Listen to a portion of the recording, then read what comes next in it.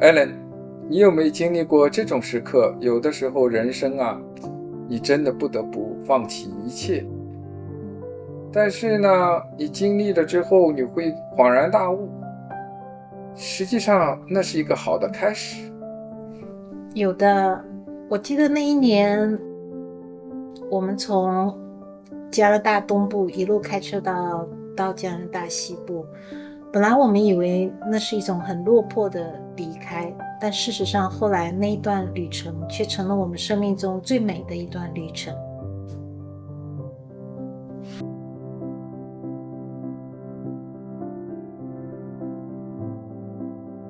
我们今天这一集献给那些在人生某个拐角处停下来的人。哦，每次呢，我听到你讲这个温哥华这段故事，我真的很喜欢，而且每次呢又有更深的感觉，每次都想听一次，然后我在敢体验你们这段经历，就是人生其实是很温柔的。是，我觉得我们每个人的人生中可能都有过那种时刻，我们以为我们自己走投无路了，没有别的路可去走，但事实上有时候那是命运给我们所推开的一扇门，让我们去经历不同的经历。对，人生有的时候一扇门关了，另外一扇门又开启。那你从头跟大家分享一下，当年你在这个 IT 大厂工作，那种状态是什么样子？我觉得那个时候用一个字来形容就是很累，因为那个时候工作你每天都要面对很多的工作，有赶不完的 deadline， 然后那时候又正好碰到2008年金融危机的时候，很多地方都在裁人，然后你每天从新闻里也听到的就是今天这边又在裁人，那边又在裁人，然后你心里就会有一种非常紧张的感觉，因为你很害怕被别人取代掉嘛。然后那个时候，因为我们又刚刚买了房子，有的小孩有特别大的房贷，所以你就总觉得在这样子的一种压力下，你就觉得心里好累呀。然后每天早上一醒来也想要去工作，你就觉得肩上好像有一块大石头压着我，特别的喘不过气，特别累的感觉。哦，那个时候估计很多人都是这样子。我记得你当时候经常说，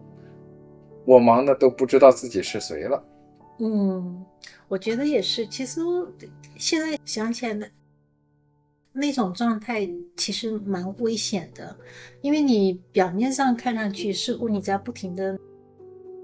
努力的往上走，但其实心里就是有那种你没有自己的自主权，你是被生活整个往下拖着的那样子的一种感觉。实际上每个人都是往上走，拿到好的学位，进一个大厂，拿到好的薪水。那是不是当时你也觉得很多人啊都会觉得这是人生，只有 IT 这条路往上走是正确的路？在那个时候是的，真的是因为到处都在裁人，大家找到一份工作都挺不容易的，谁会在那个时候停下来呀？大家那时候都在一门心思的往前冲，因为大家都很担心被裁员、被取代掉。但是有时候你越冲越觉得心里很空啊，因为我常常就会这样问自己，这难道真的是我想要过的生活吗？不仅仅你这么想，我相信很多人都会这么想。那你什么时候开始萌生想离开的这种想法？嗯，其实我有这种想法已经挺长时间了，经过很多个夜晚，我都在那边很痛苦的挣扎，在问我自己，我真的是要过这样子的生活一辈子吗？但是，因为我当时工作的那个部门，还有我所做的工作，其实是还算那个公司里面蛮核心的一块技术，所以被裁掉的可能性并不是那么大。但是我每次坐在电脑前，然后面对着一大堆赶不完的 deadline 和工作的时候，我就好像会突然间有一个想法冒到我的头脑里说，我真的要这样子过一辈子吗？哇，但是你还是面对家庭，面对房贷，你不一定敢说敢想，对，或者即使想了，你不敢动呀，因为万一被落下来了，你怕周围人或者是自己觉得自己没价值，你怕重新开始，对呀，怕找不到自己，怕找不到这个下个出路，怕没钱，对，因为那时候真的是压力蛮大的，所以我觉得我那时候做出离职的决定并不是一时的冲动，而是经过了很长时间的考量，很痛苦的挣扎，然后才做出那样子的一个我想改变的想法。不容易，不容易，真的很不容易。因为那个时候，不过也算是非常巧，那个时候正好有一个机缘，因为家庭的缘故，我们想搬去温哥华，所以我就在那一个时刻，我突然间感觉到，这或许是命运为我推开了一扇新的门。当时我们很震惊啊，是因为我当时记得问过你，你换了一份工作吗？你就告诉我，我辞职了，我没有下段人生。真的，这个是对我们和周围的人朋友都震惊。我一直很好奇。我还有一点，我当时候还有一个，你为什么就是不去带孩子一起坐飞机过去，而决定带着大包小包去坐这个火车，或者是开车过去，而且是不很累吗？是，其实好多人都这样子问我，但是我那个时候做这个决定的时候，我真的觉得说，我既然都已经放下了这边的一切，我要从那边重新开始，那么我的人生也就真的想要从一个全新的方向开始。既然我的人生都改变了方向了，那与其我不如让这段旅程稍微慢下来一点，这样子呢，我们可以去慢慢的体会这个生活。所以当时我们离开的时候，就把家里所有能塞到车里的家当都塞到车里，然后2个小朋友坐在车的后座，这样子我们就慢慢的从奥多瓦一直往加拿大西边开过去了。那一段时间，当你开着车，有小孩在后面，又有家当的时候，你真的就觉得说，这个车就是我们的一个家，但事实上这个车也是我们一段新的一段对未来的起点。你主动辞职，让生活去慢下来，真的需要勇气的。开车真的会让你感到人生的变化吗？会的。尤其是当你开着车慢慢离开你所熟悉的城市，所熟悉的一切环境的那一刻，那种心情真的是蛮复杂的，因为你不知道前面的路会怎么样，所以你会有一些的害怕，还有一些的失落，有一点迷惘，但是也会有一种很轻松的感觉，就是你对生活也多了一份期待，所以那种感觉真的是蛮奇妙的。因为在那一刻我就在觉得，虽然我不知道前面会是怎么样，但是我已经不属于后面了。我觉得这挺不容易的，因为你根本不知道前面是什么，你就觉得我不属于后面了，这需要人有勇气才会这么决定的。是，但是当我们开车穿越加拿大的这段经历，真的是我生命中一段非常奇妙的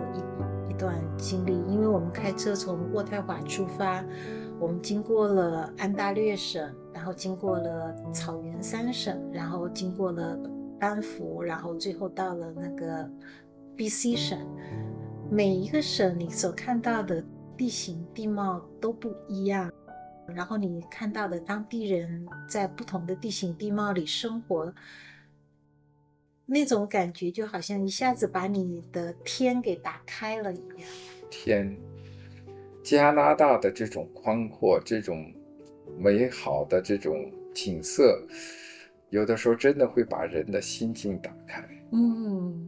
是的，因为当时我们开车在一望无际的草原3省开车的时候，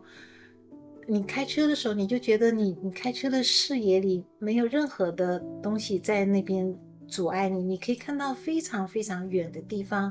然后那个时候路上也没有什么车，所以你就觉得你开车的时候你的心是非常非常自由的，你可以任由你的心去遐想，就想飞的感觉。是真的是一种想飞的感觉。你那时候就觉得一下子特别的轻松，特别的自由，我的灵魂都是一种非常自由的，就是在那种特别广阔的天地下，你就觉得我们人真的是很渺小，然后我们生活中所遇到的各种困难，其实在这么广阔的天地里，真的是一种很渺小的事情。特别是你10多年待在办公室工作，每天待在这个办公室里工作，为想的全是你的这个工作上的事的时候，对，这种强烈的反差呀，我觉得很奇妙。是真的。所以那一段时间，当我们开车的时候，因为我们也不需要受到时间的限制，所以当小朋友在开车的时候看到他们喜欢的地方，我们就可以停下来，然后每天开车到什么地方，我们就找个当地的汽车旅馆住下来，这样子也不用赶时间，然后慢慢的去欣赏沿途的风景。所以在那一刻呢，我突然间意识到，原来我们的生活不需要像过去那样一直在赶，一直好像你要去跟别人攀比，或者是说我一直要去争取些什么。你的生活你完全可以按照自己想要的节奏慢慢的慢下来，然后你也可以按照自己所想要的方式去慢慢的体验它这种生活。这样子的生活可以是非常轻非常暖，但是同时它特别的美。这段横断加拿大的旅程，看来是把你心里的这种压力和这种焦虑彻底的就像石头一样的卸下来。真的是，因为从奥多瓦到温哥华有大约5000公里的路吧，它会让我慢慢的从一种神经非常紧绷的状态慢慢的松弛下来，然后从当时离开时候的一种迷茫的状态，也慢慢的好像前面的路慢慢的变得清晰起来。从为什么我要离开到幸好我离开了我过去的生活，那样子的一种感觉真的是非常奇妙。对，这段奇妙我觉得对我们来说是一种，对你周围的人都是一种教育，是因为当时候你并不是换了份工作你能放下心去体验这种美，你还觉得就是我来体验这种美是以这种方式辞职的方式去体验这种美，我觉得是太不容易，需要勇气的。我记得你到了到了温哥华，你没有马上去回到 IT， 我以为因为那个 IT 是你的这个学位，你的经历的一种强项很容易就找到 IT 的工作。这是另外就让我很震惊你做了一个让我们更惊讶的决定，你去读美容学校了。对呀，其实我现在想起来，那个时候做出这样子的决定，都觉得是一种挺不可思议的决定。但是我觉得就是在那一年突然改变了我对人生的理解。我记得我当时去到温哥华去了，我报名了温哥华最有名的美容学校。那个美容学校，因为美容一直是我都特别喜欢的，因为爱美之心人人都有嘛。但是我觉得我从小到大一直都没有机会去学一样就是像美容这样子我特别喜欢的东西，所以我就想趁着这样一个机会给我自己圆一个我自己的梦想，所以我就去了，我报名了温哥华当时最有名的美容学校。现在我特别庆幸我当时去了那样子的一个学校，因为在那个美容学校里面，我所遇到的老师，他们真的是一种用生命在教学的人。我当时候觉得非常震惊，因为 IT 是最火热，你竟然停下来去做你心里喜欢的事，就很容易想啊，也很容易，但是你真的敢去尝试，我觉得这个需要真大的勇气。但是我现在觉得正是那样子的一段经历，为我打开了对生命的不同的理解。就像在美容学校里面的那个 director， 他事实上是一个从罗马尼亚移民到加拿大的人，也经历了很多的坎坷，因为他当时全家移民到了加拿大以后，他在那个 hotel 里面做清洁工，然后他也来到这以后呢，他就经历了他生命中婚姻和那个家庭的变故，是一段非常艰难的过程。但是他自己一路上从旅馆的清洁工一路慢慢的走到了他最喜欢的美容学校里面做到总监这样子的职位，就相当于他在他自己所热爱的行业里面，他不光是传授着专业知识，他也向大家传授着他自己的一些人生的智慧。所以当我们看到他，或者当他说起他的那一段经历的时候，他的眼里总有一种说，我确实走过人生的低谷，但是我真的这样子走过来了。那种坚韧，那种坚定，就会特别的 touch 到你的心啊，有生命力的。是的，所以真的是特别的感动，特别是当你上他的课的时候，当他从教课中每一次的上课中，他都会分享他生命中的一些的点点滴滴，然后你就从他一段一段的经历里面去体验他所经历的那种低谷，和他如何在低谷里面慢慢的从低谷里面调整他自己的情绪，调整他自己的思路，然后一点点从低谷里走出来的那样子的很多的人生的智慧。对，成功呢是一种经历，特别是你经历低谷的时候，然后你做你喜欢的事，你又走向另外一个顶点，你富有激情，你从你的这个经历中体会到生命的爱，你对这个爱有更深的认识，你分享给别人。那么我觉得这个东西呢，在很多高科技公司，大家拼命去就是已经忘掉自己了，还不是拼命，实际是不由自主的去顺着逐波大流。虽然这是最重要的这个目前社会上最重要的一个里程，这个在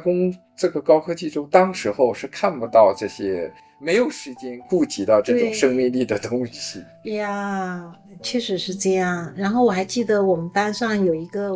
50多岁的同学，他当时也来学美容，他是个印度人，他之前呢拥有一个商铺，他那个商铺已经做得蛮成功了，可是因为2008年金融危机的时候，很不幸的他的商铺就破产了，所以当他破产了以后，他基本上失去了他所拥有的东西，包括他的车，所以他就相当于从他自己的房子里也搬出来了，去租着一个 apartment， 然后他那个车也没有了。然后这个时候他来美容学校学习，因为他就想重新开始。然后呢，经常在那个课堂里面，就是课余的时候，他也会经常的与我们分享他过去的经验，以及他怎么样去跨越这个从破产一无所有到慢慢重新开始的这样子的一个思想路程。所以他就常常对我们说，他说人生只有重新开始这一条路，那么既然只有这一条路的话，那么我就去走它，我就不要害怕，我就去走它。所以他的那些人生的上面的一些智慧也真的是很激励我们这一些人，因为我们没有经历过破产，也不知道你从拥有那么多东西一下子到一无所有的那种心理路程应该是一个蛮艰难的过程，所以他也会向我们分享他的经历。然后还有一些你看到有一些年轻的女孩子，尤其是有一些是新移民到这边的女孩子，她们为了找到她们今后的人生方向，她们来这边读书，但是因为也还是要付学费生活费，所以很多女孩子她们就是一边打2份工一边来学习。虽然说是一个蛮辛苦的过程因为你要一边打工一边学习，但是他们的脸上你看到的就是那种对未来充满希望的笑容，所以他们的笑容也特别的感染人，也特别的让你感到非常的感动，就是看到他们对在生活里那种拼搏的精神和拼搏的勇气也特别的感动你。对，成功呢实际上是经历，成功是每一个人的故事。成功呢是你这种不特不破不立，但是能够勇敢的爬起来。成功不仅仅是属于自己，因为是一种力量，对，也感染别人。那这种感染别人呢是一种共鸣。所以呢你碰到的这些人的不同的丰富的经历，它打开了你对成功的理解，也是因为做了他们喜欢做的事情。对，当我们说成功的时候，其实成功并不是一个模样一个定义，它有很多几百种几千种的模样，不管它是什么模样，它都值得受到人们的尊敬。所以我觉得我经过了那一年的经历，真的改变了我，它让我看待这个生活，看待周围人的时候，让我变得更加的温柔，变得更加的包容，也更加的用一种同理心去理解周围的人和一些的事。所以呢，以前在我那么多年的生活经验里，因为你在 IT 里面摸打，就是那样子的拼搏，我就一直认为成功就只有一种定义和一种模式，那就是你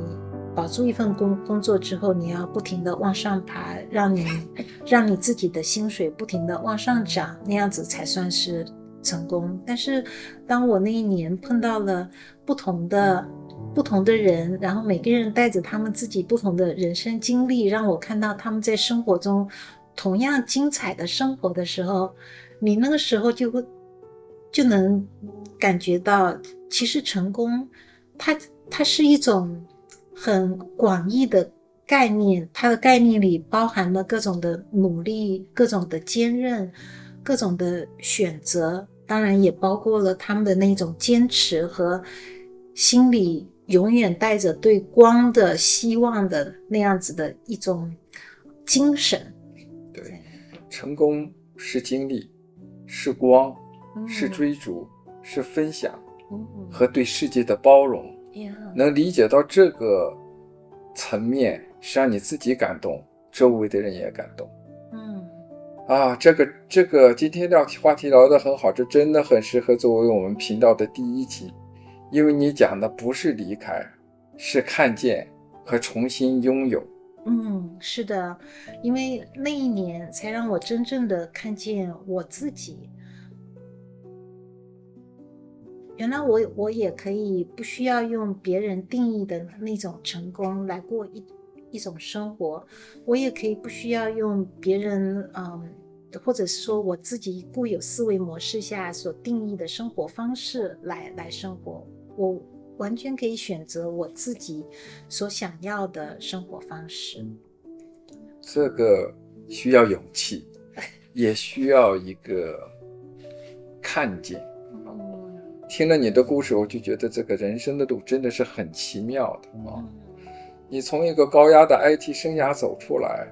就发现了，竟然能发现一个更辽阔、更温柔、更丰富的自己。而且是你从这个世界中去汲取营养，你又把这个营养分享给别人，然后给所有人带来快乐，这就是成功。是的，因为我觉得我以为失去的，到后来才发现，在这一段的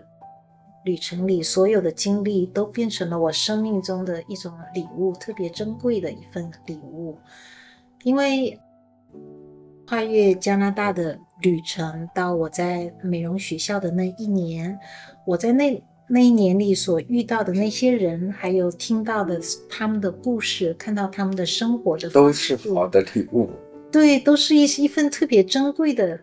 礼物。我觉得所有这一切都像是命运给我上的一堂课，来转变我过去的思想。所以我觉得那一年真的是我生命中的一个特别大的转折点。因为直到今天，当我遇到任何难题的时候，我都会不由自主的去想到那一年里面我的经历，那一年里我碰到的老师、同学，以及从他们身上所传递出来的人生的智慧。然后我会常常的以他们的那种人生的智慧来鞭策我自己，我接下去要做一种什么样子的选择。这个实际上对我们启迪性很大的，因为呢，当你的不如意，当你的经历的碰到挫折，应该勇敢前行，因为礼物就在前面。所以我们今天正如你的经历告诉我们，人生并不是竞赛，而是旅程，是种经历。对，人生不是谁跑赢谁，而是遇见了谁，经历了什么，看到了什么样的光，看到什么样的希望，成为怎么样更好的自己。是的，确实是这样。很希望你在人生追赶的日子里，也能找到一段属于你自己的旅程。愿你知道，最美的风景从来不在终点，而在过程。如果你在听这段故事的时候，也想起了你人生中某段不容易但让你变得更好的旅程，欢迎你在评论区告诉我们，也许你的故事也会照亮别人的路。如果你喜欢这种陪伴式的对谈，或者是参与式的对谈，请记得我们远方的人间这个频道，帮我们按下喜欢，打开小铃铛，这样子呢，我们一起去经历，一起去发现新的旅程，你不会错过。下一集我们想聊聊移民的心路，在两种文化之间找到自己，希望在那一集里与你再相见，感谢。